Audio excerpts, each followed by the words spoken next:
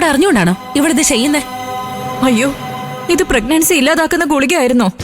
ഈശ്വര, ഇവള് പറഞ്ഞത് തലവേദനയ്ക്കുള്ള ഗുളികയാണെന്നാ. നീ ഞങ്ങളെ കൂടി ചതിക്കാൻ നോക്കുവാണോടി? മോളെ പ്രതിഭ, ഇനി ഇതിനും കൂടി സത്യന്റെ മുമ്പിൽ ഞങ്ങള് തെറ്റുകാരാവണോ? സത്യേട്ടന് ഈ ജീവന് വേണ്ടല്ലോ അച്ഛ. വേണമായിരുന്നെങ്കിൽ സത്യേട്ടൻ എന്നെ ഇങ്ങനെ തിരിഞ്ഞു നോക്കാതിരിക്കൂ. ഈ ടാബ്ലറ്റ് വാങ്ങാൻ പോകുന്നതിന് മുമ്പ് 2 തവണ ഞാൻ സത്യേട്ടനെ വിളിച്ചു. കോൾ എടുക്കാൻ പോലും തയ്യാറായില്ല. പിന്നെ ഞാൻ എന്ത് പ്രതീക്ഷിച്ച ഇത് തുടരേണ്ട?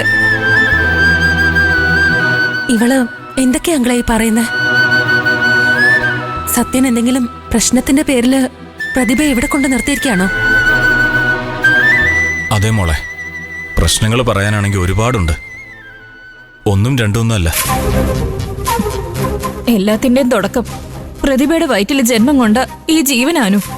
ഈ കുഞ്ഞ് ജനിക്കരുതെന്ന സത്യന്റെ അമ്മ പറയുന്നത്. ഇപ്പൊ സത്യനും അമ്മയോടൊപ്പം ചേർന്നു എന്ന സംശയത്തിലാ അനു പ്രതിഭ മോൾ ഇങ്ങനെ ഒരു കടുങ്കൈ കാണിക്കാൻ മുതിരുന്നത്.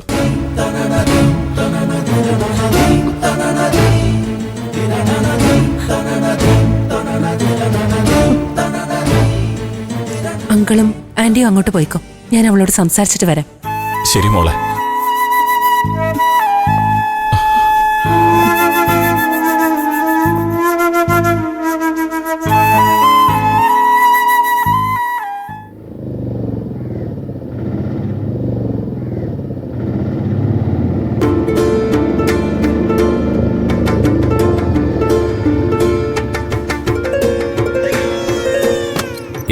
കരയണ്ട കരയണ്ട കരയണ്ട കരയണ്ട കരയണ്ട കേട്ടോ. ഓ ഓ ഓ ഓ ഓ ഓ ഓ കരയണ്ട കരയണ്ട മക്കള് കരയണ്ട കേട്ടോ. ആരാ വന്നേ നോക്കി. അച്ഛാ, മുളങ്ങിതാ, ഞാൻ എടുത്തോളാം.